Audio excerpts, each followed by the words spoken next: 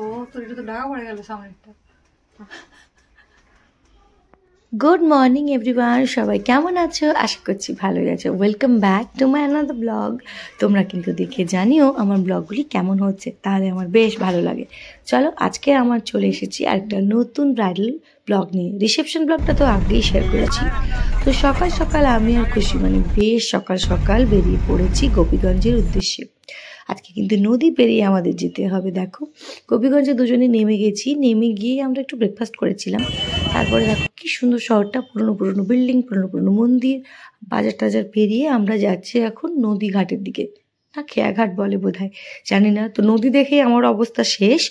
কেন কি নৌকাগুলো একটু ভয়ঙ্কর লাগছিল।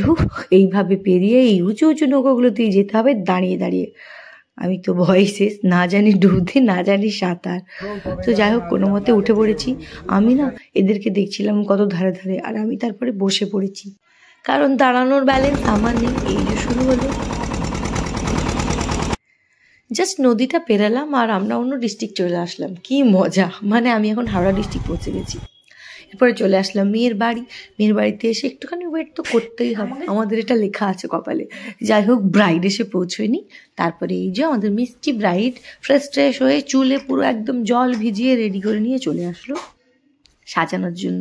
আর আমাদেরকে কিন্তু ঝটপট রেডি করে আবার বেরোতে হবে, বিকজ ব্রাইডাল সিজন আমার সেদিনও আবার সাজানো ছিল, সকালের পর আবার একটা দুপুরে। তো হালকা একদম বেশ দিতে হবে, বিকজ আমি দিনের বেলা সাজাচ্ছিলাম। আমাদেরকে মাথায় রাখতে হয় দিনের বেলা বেশি বেশ দেওয়া যায় না, তবুও ক্লায়েন্টের রিকোয়ারমেন্ট অনুযায়ী দিচ্ছিলাম আমি। এটা ছিল ম্যাকের ওপর ব্রাইড, তাই খুব সুন্দর বেস্টটা রেডি হয়েছিল। তারপরে এই হালকা একটু ব্লাশ করে দিচ্ছিলাম, ক্রিম ব্লাশ, যাতে মুখটা আরও সুন্দর লাগে। একটা কিন্তু লং লাস্টিং মেকআপ ছিল এটা, বিকজ এটা দিনের বেলা মেকআপ হচ্ছিল, আর দিনের বেলা হালকা তো একটু গরম লাগেই। তারপরে ওদের হবে একদম ওপেন জায়গাতে, একদম যেখানে রোদের তাপ ফাপ সবই পাবে। এরপর আসছি হেয়ারে। এই সময় হেয়ারগুলো এদের করতে চাবে, এই যে হেয়ার ক্রিম্পিং করে যখন ফুলিয়ে বাঁধবো সব চেষ্টা করা হলো। তারপরে এই যে জুয়েলারিটা পড়লো, সব শেষ। দেখো, এই হচ্ছে ওর ফেস।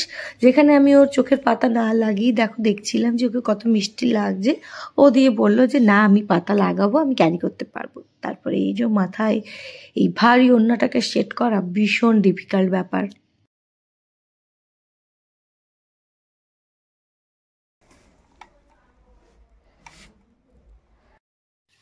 বাস, এই হলো ওর ফাইনাল লুক, যেখানে আমি ওকে চোখ বন্ধ করে ভিডিওটা নিলাম। এটা হলো ওর বোন। ওর বোনও আমার কাছে সেজেছিল খুব মিষ্টিভাবে, কিন্তু খুব লজ্জা পাচ্ছিল, বলে সিম্পলভাবে সাজবে না।